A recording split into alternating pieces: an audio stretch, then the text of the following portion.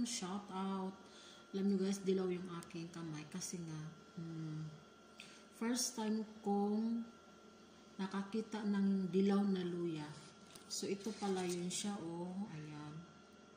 Ganyan pala talaga ang kulay niya. Akala ko yung dilaw na ano, yung ginagamit talaga natin, di ba? Something may yellow din siya. Pero ito pala talaga yung dilaw na luya. So sabi nila marami daw tong benefits, no? Maraming mga gamot-gamot daw ito. So ayan yung fresh. At meron tayong powder. So ngayon, kasi binalatan ko siya. Ayan siya, oh, ganito siya, oh. Pero talagang dilaw talaga yung ano niya. Ayan, oh, ayan, dilaw talaga. Parang something orange na ano, di ba? So, nagtira ako ng mga ilang piraso. Ayan yung may ugat. Kasi itatanim natin siya. Gusto ko magtanim nito. Para naman, yun nga kasabihan, pag may itinanim, may aanihin. So, magtanim tayo, guys. Guys, punta tayo dun sa labas, magtanim tayo. Ito siya, oh. Bit-bit ko na, magtatanim tayo. Ayan ako, maturo ko na din guys sa bahay. Itong bahay namin, oh. Pero ito mga ano to dito, mga ref, freezer, ayan. Isang freezer, isang ref, ito rin isang ref. Ayan. So, dito tayo, magtatanim tayo.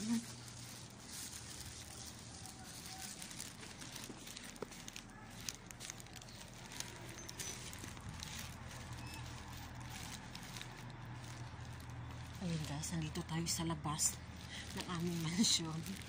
Ayan. Yung kung may tinanim din dito, hindi ko alam kung ano ito. Damo yata ito, ano?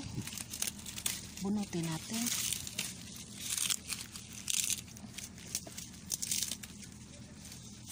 Ano kaya ari? Ay, itinanim nga sadya. Ay, bahala sila dyan kung ano yan. Basta ako'y magtanim sa aking luya. Uy, ang ganda ng lupa. Parang ang taba. Wow.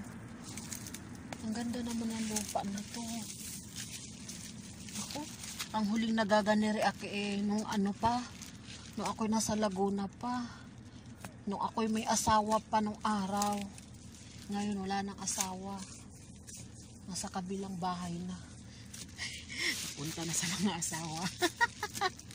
Magtanim tayo ha, magtanim para mayroon tayong aanihin.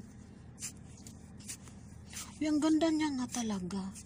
Ang galing naman. Ano kaya pagtanim nito? Mababaw lang kaya? Mababaw lang siguro. Tapos lagyan natin ng tanda yan. Ano?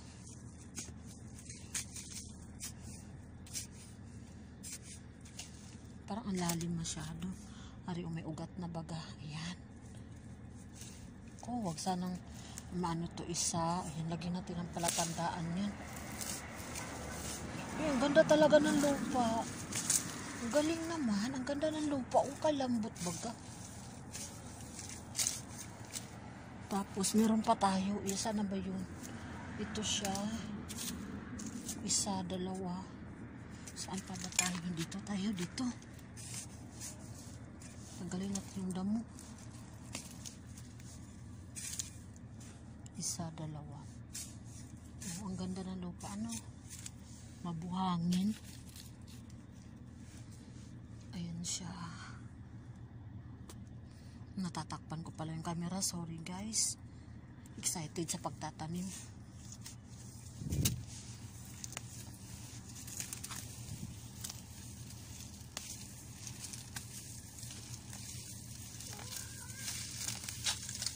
Alis ka dyan, meow.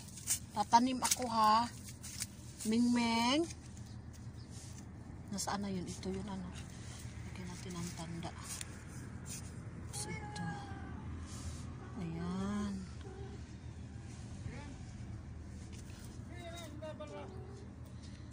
Ayan. Kida ah. Ayan. Tatanim. Ha? Anate sisma. Gingerbread aspar. Anate na siyan. Syupti hada yedik ana. Santugol hada zen. Hada kida.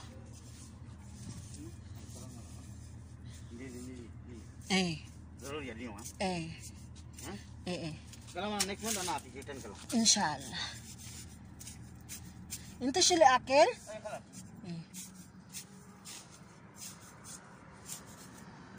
Ayan.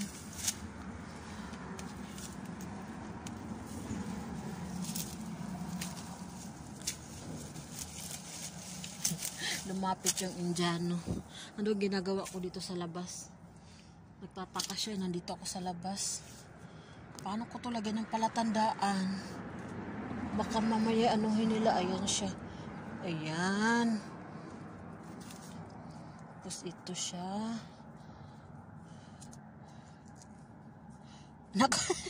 Nahukay ko pa yung sarili kong ano. Ayan. Ayan. Saan ba yun siya? Diyan. Ayan. Tsaka ayan.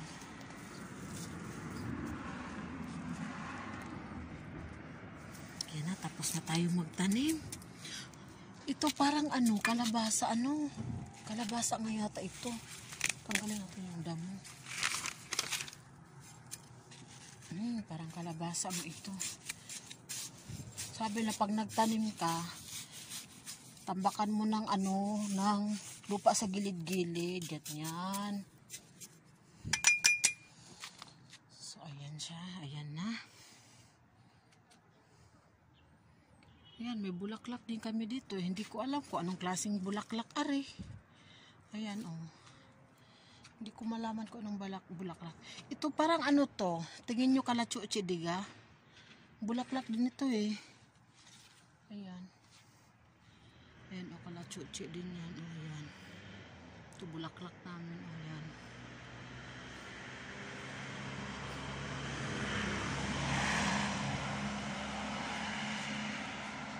Ayan yung address namin. O, ayan. N5W3 Ashrafia Street.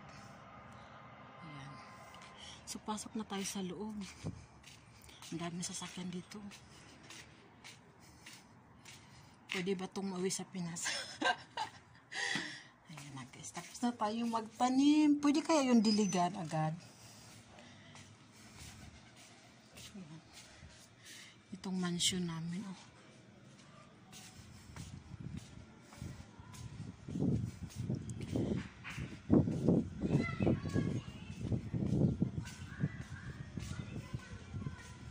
Laki ng bahay. Ano? Malinis ang aming bahay ngayon. Masipag kasi ako ngayon. So, pasok tayo sa ating kusina. Yan, nandito na tayo sa ating kitchen. So, gagawa tayo ng tea. Kasi sabi nila, masarap daw ang tea niyan. Gagawa ako yun kasi, hindi ko matanggal yung ano. Lalagyan ko na lang ng Clorox.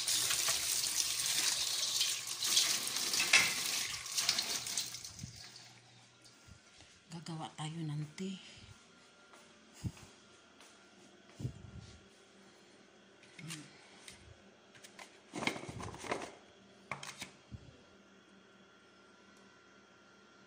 Ang galing yan, no? Para siyang kamote.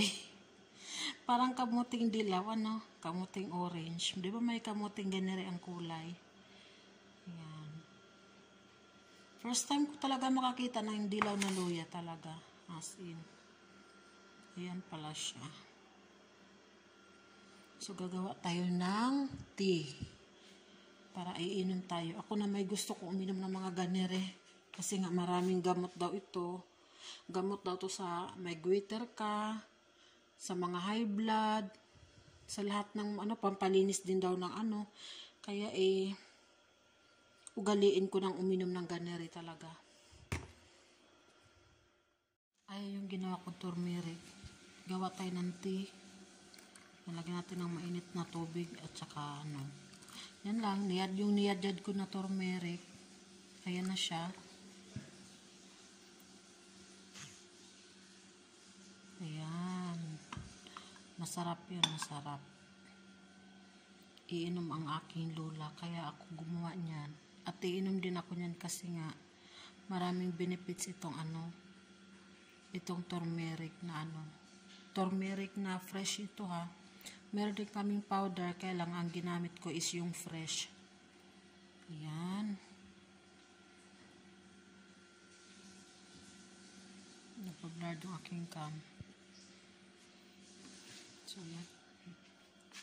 Lagyan na natin sa ating lola.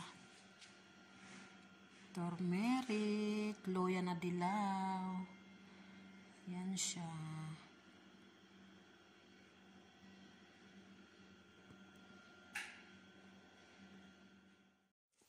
Ayan yung aking loyang dilaw. Tingnan nyo, para siyang carrots. Niyad-yad ko siya kasi ilagay ko daw siya sa freezer niya. Nilagay ko siya sa plastic. Tapos ilagay ko sa freezer kasi kapag gusto ng lola ko na magawa ako ng tea, kukuha-kuha na lang ako. Ayan siya.